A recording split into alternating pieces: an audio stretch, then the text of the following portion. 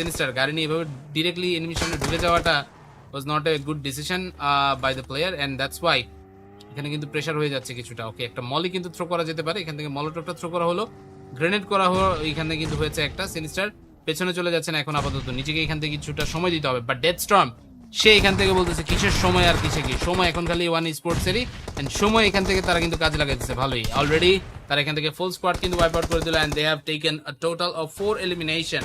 এখান থেকে তাদের কাছে কিন্তু দেখা গেল যে পিছনে থাকা একটা টিম তারাও গিয়ে কিন্তু একটা এলিমিনেশন পয়েন্ট নিয়ে নেয়, সো ওই পাশ থেকে তারা কিছুটা অ্যাডভান্টেজ পেয়েছেন। That was a very important move. এখান থেকে কিন্তু এই পজিশনটা কিন্তু তাদের জন্য আসলে অনেকটা ভালোভাবে কিন্তু কাজে লেগে যায়। বাট এর মধ্যে আর স্পোর্টস এটা কিন্তু আসছে ওয়ান স্পোর্টস, তারা এখান থেকে কিন্তু সুযোগ বুঝে আরো একটা কিল পয়েন্ট কিন্তু পেয়েছেন। বাট সেই একটা কিল পয়েন্টের পরে let's see can they get a little bit more, আরেকটু এখান থেকে কিন্তু পয়েন্ট তাদের দরকার। সিনিস্টার, হিটম্যান তারা কিন্তু গিয়ে টোটাল এলিমিনেশন পয়েন্ট আরো দুটো নিয়ে নিয়েছে। Right now they have a total of 7 elimination point তারা কিন্তু এখান থেকে পেয়ে গেলেন। গাইস যারা পেনে চলে যাচ্ছেন, ডেভিল এখান থেকে যেই জায়গাতে তাকিয়েছিল এক্স্যাক্টলি সেই জায়গাতে কিন্তু হিটম্যান নাই। হিটম্যান কিন্তু পুরো ডিফারেন্ট জায়গাতে। হিটম্যান অনেক কাছাকাছি। হিটম্যানের সম্পর্কে এখানে কিন্তু আসলে প্লেয়ার জানে না, এবং যতক্ষণে জানতে পারলো ততক্ষণে গিয়ে কিন্তু একটা ঝামেলা অলরেডি হয়ে গেছে। Right now you can see devil sexy তারা এখানে কিন্তু আপাতত পড়েছেন বিপদে। নিরো ভিটু এখান থেকে সিনিস্টারকে স্পট করলেও সিনিস্টার নিজেও কিন্তু এখান থেকে কভারে রয়েছেন। মাথা তোলার সাথে সাথেই তার উপরে কিন্তু আক্রমণ অলরেডি শুরু হয়ে যায়। সিনিস্টার বারবার পজিশন পরিবর্তন করে ফেলতেছে এন্ড বিকজ অফ দ্যাট এখান থেকে কিন্তু নিরো V2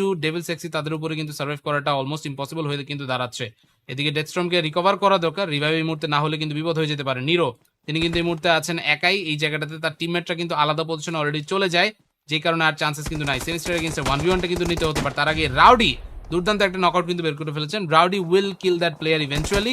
সুন্দর একটা পয়েন্ট তারা কিন্তু এখান থেকে অলরেডি সিকিউর করে ফেলেছে। Very nice. এরপরে এখান থেকে দেখলাম তার ছিড়া, তারা তো আর এখান থেকে বাঁচতে পারবেনই না, চান্স একদম নাই বললেই চলে। ডেভিল সেক্সি হিল করতে করতে যতটুকু পারা যায় সামনে তিনি এগোচ্ছেন, বাট সামনে এগিয়ে যেতে যেতে পথে কতক্ষণ এখান থেকে সুযোগ পাবেন দেখা যাক। Already hitman he was the one who goat spotted, but hitman নিজে এখান থেকে আমার মনে হয় এনিমি প্লেয়ারকে কিন্তু অলরেডি দেখে ফেলেছে। সেখান থেকে সেই এনিমি প্লেয়ারকে দেখার পরে হিটম্যান নিজে এখান থেকে চাবেন কভারটাকে এখান থেকে এনশিওর করতে।